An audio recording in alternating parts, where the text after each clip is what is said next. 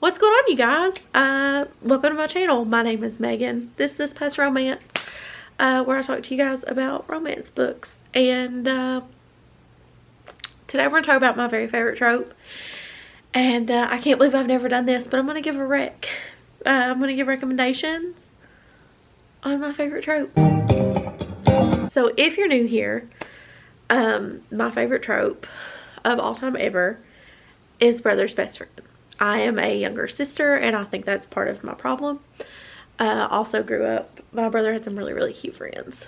So, like, even as I was old enough to actually, because my brother's 4 years older than me, like, even as I was old enough to, like, actually, like, think his friends were attractive, like, he had some cute ones. But today we're going to do brother's best friend romance recommendations. I have my iPad with my Evernote pulled up here, and we're just gonna jump into it. The first book I want to rec in this trope is Twisted Love by Huang. You've heard me talk about this book. Izzy wrecked it sometime last year. I stayed up all night reading it. It is a semi-dark brother's best friend romance. It follows Alex and Ava. It is the first book in Anna Huang's Twisted series. There are 4 books. All 4 books are out now. I've read the first 2 and half of the 3rd one. So I need to finish that. But I was moving and there was a whole lot going on, and it just kind of got pushed to the back burner. But in Twisted Love, it follows Alex and Ava. Alex is Russian, and he's very rich, but no one really knows what Alex does. So Alex is best friends with Ava's older brother, who's getting ready to do some kind of like Doctors Without Borders thing. And because of that, the brother goes to Alex and says, hey man, you know, my sister has had some really shitty things happen in her life, and I just need you to look out for her.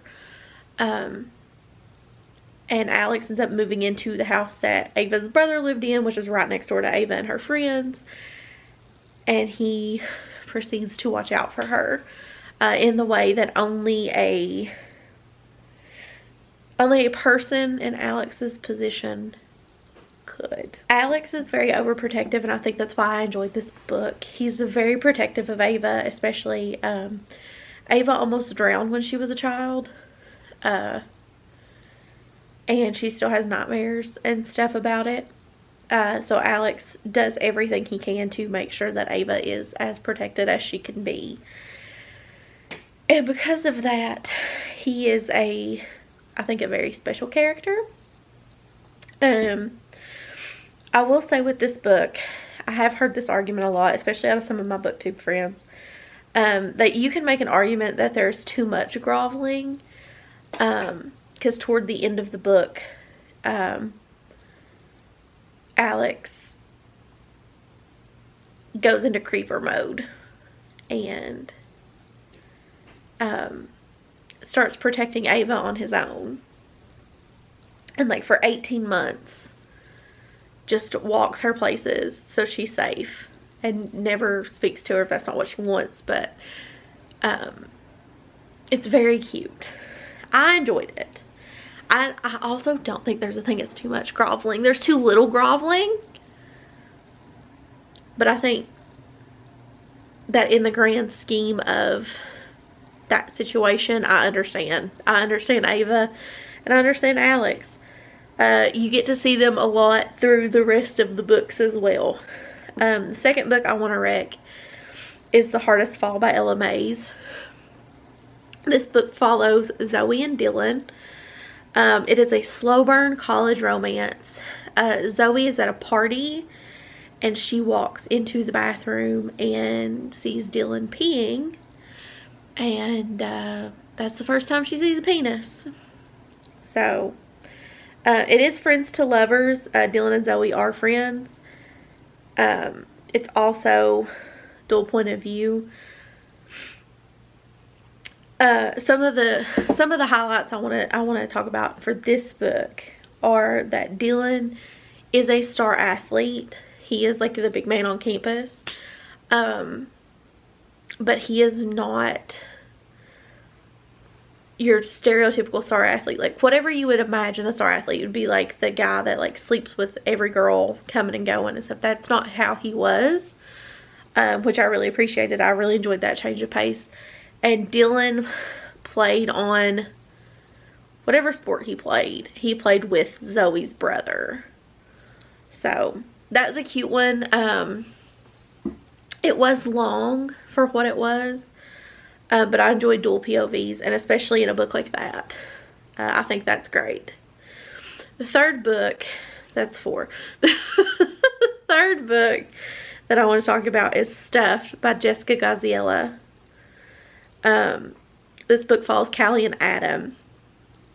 It is a novella, first and foremost. It is a Thanksgiving romance, which is something we don't get a lot of. Heather made me read it last Thanksgiving. And I'm really glad she did, because I enjoy it a ton. So Callie hadn't been able to go home for Thanksgiving in like 6 years. And, you know, there was always something. It was school, and then it was her job, and then it was her like post-college job. She didn't get to go home. But she gets to go home this specific year. And she ends up semi-sharing a room with Adam. Like, from what I understand, the way it's set up is like there is almost like a living area outside with a pull-out couch that Adam was sleeping on, and then she was in the bedroom in the bed. Then there was like a door and stuff. Callie is addicted to chips. I'm not big on potato chips. I was craving some by the time I finished the book. Really good. The other thing with this book specifically is that Callie's feelings for Adam, she's always had a crush on Adam for years and years. He was like her brother's best friend that she was just in love with. Her feelings were always reciprocated. Adam enjoyed having her around. He knew that he was like, oh man, you know, like I'm 4 years older than her. I don't think this is okay. And he like kind of like distanced himself, but he always enjoyed having her around. He never complained when she was there, and I appreciated that about him. It's really cute. It is a novella. I don't remember how many pages it is. It is not on Kindle Unlimited, and I think it's like $1, $2, something like that. It was not expensive, and I really enjoyed it. So, Under Locke by Mariana Zapata is the 4th book I want to recommend. This book follows Dex and Iris. And it's a motorcycle club, and I don't tend to love those. But you don't get a ton about the club, which I think is why I enjoyed this one so much. Dex is like runs a tattoo shop in Austin, and he gives Iris a job when she moves to Austin because her half-brother told her, you know, if you move out here, I'll give you a place to live, like we'll get you a job and I'll help you get back on your feet. And so they do. He ends up leaving for a little bit, and Dex takes care of Iris, and oh my god, surprise surprise, they fall in love, right? Dex is a widower. I feel like that just needs to be thrown out there. I don't think that gets talked about enough, and I had to refresh my memory on that as well. But Dex is an alpha with a soft side that really only Iris kind of gets to see. He also has a penis piercing, and I don't know if you guys know this, but anytime there's a Prince Albert involved in a book, I am invested solely because Prince Albert piercings intrigue me. But my one big complaint about this Mariana Zapata is that Iris is your typical virginal heroine.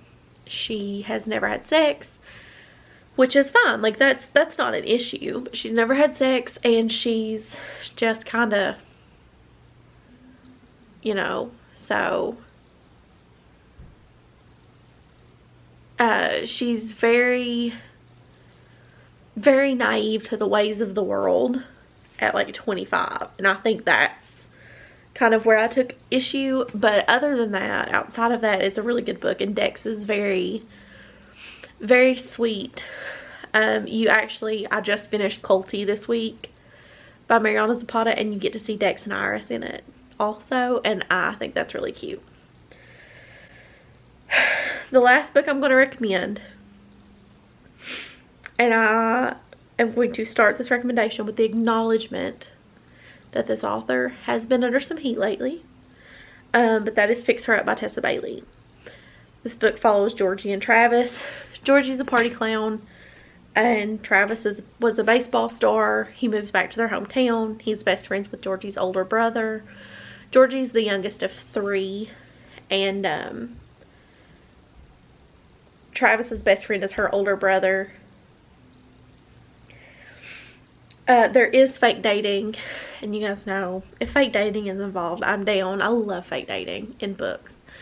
So there is fake dating involved. And there is a massive grand gesture at the end of the book that I just thoroughly enjoyed. If we're being honest with each other, Fix Her Up by Tessa Bailey is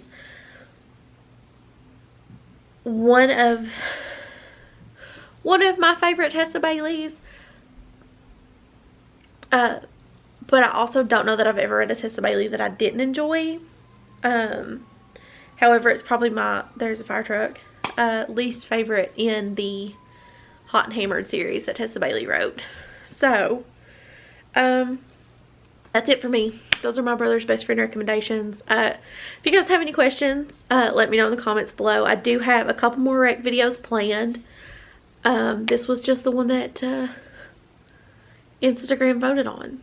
And it's the one that was selected. So, if you don't follow me on Instagram, I post polls like that periodically when I don't know what to film. Or if I have too many I have like 3 rec videos that I could have done. So I put them on Instagram, let people vote. Brother's best friend won. So, yeah. I hope you guys enjoyed this rec video. And I will catch y'all Monday with another one. So, until next time, y'all. Be good to yourself. Take care of yourself. And I'll catch you on my next one. Bye, everyone.